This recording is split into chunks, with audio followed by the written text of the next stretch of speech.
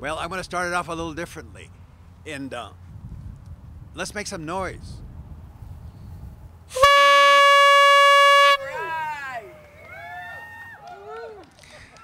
This has been with me in many, many marches, rallies, and many other places. So whenever you hear that, just look around. I'll probably be there.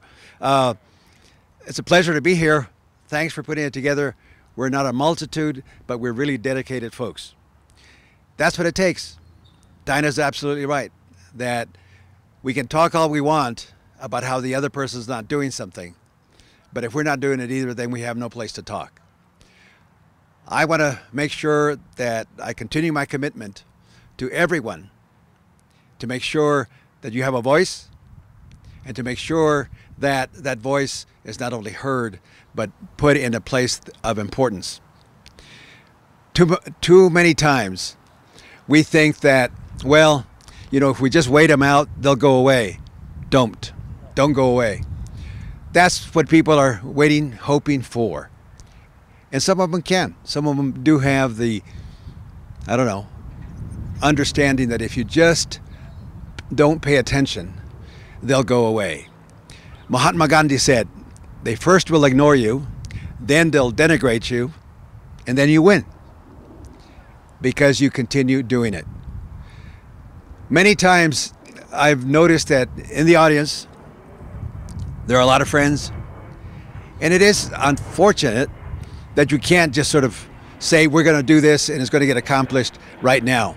I'm one of 9 folks, and it's our jobs to make sure that the other 8 also hear what you've been telling me.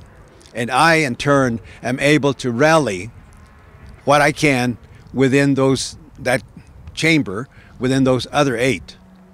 I think it's changed. I think we've seen a lot of change. And I think somebody mentioned voting. Sally Ellis talked about going out and voting, and so did Tom.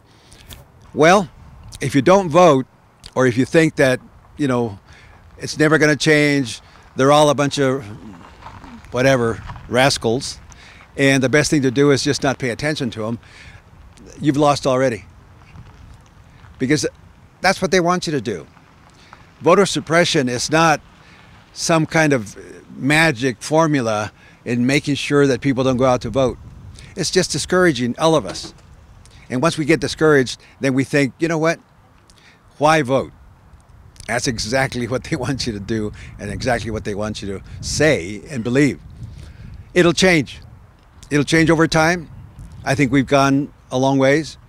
For instance, this agreement with the DOJ, it's a court-ordered agreement. No way to get around that.